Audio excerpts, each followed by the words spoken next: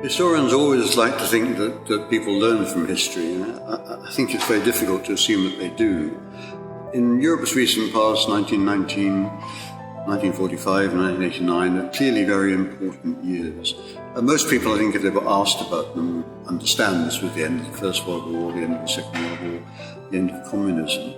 But putting them together and trying to learn lessons, I think it's very difficult. I think it's up to academics, historians, public historians, to get out there and explain why these dates are important, and to explain that what we really want is a reconciled Europe, Europe that pulls together, not a Europe that thinks in terms of conflict.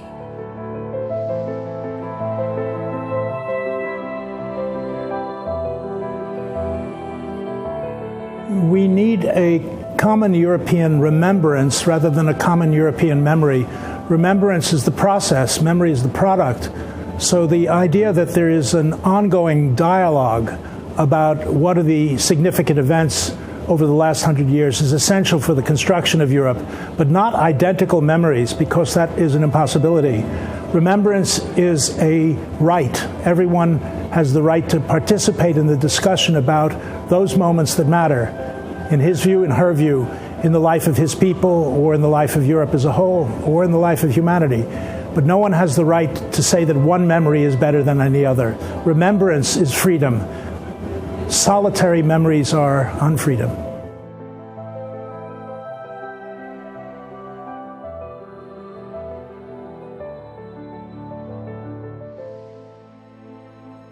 L'Europe est fondée sur des projets communs, c'est là d'ailleurs sa grandeur, mais des projets ne peuvent s'appuyer que sur la mémoire.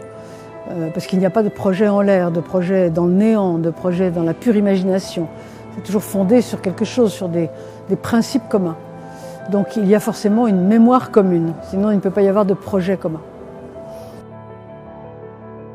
It is really optimistic that so many people came here to join this exchange of experiences. I was really astonished to see that almost 150 people came in Sorbonne to listen to that conference. That's really rare. So I think this is not a missed, but really fulfilled opportunity.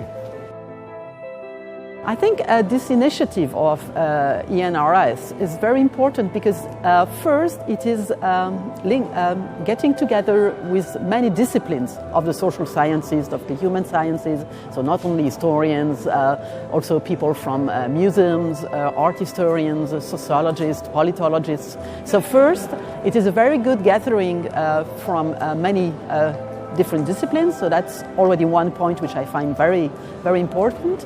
The second point is that it creates a dialogue between not only all these professionals, but also through many parts of Europe that rediscover actually their common past.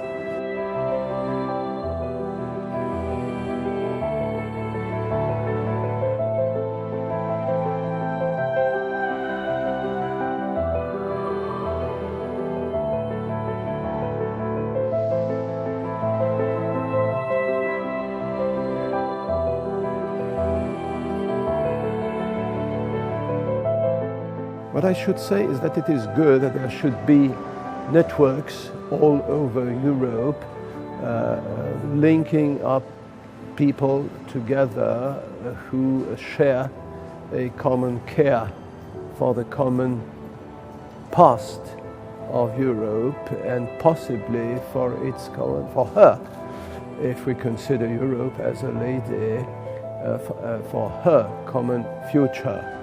Well, I do hope that some, let's say, some intellectual peace will arise, a mental peace, things that happen in the brains and that can perhaps take some place in the hearts of people as well.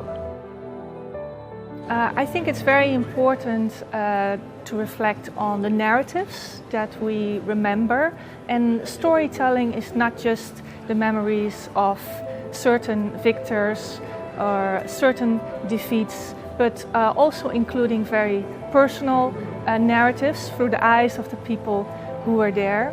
So I think reflections on a common European memory can help us to consider what kind of selection of the past we keep, and that's already a reason why I think we should strive for considerations of what we have in common in what we experienced in the past.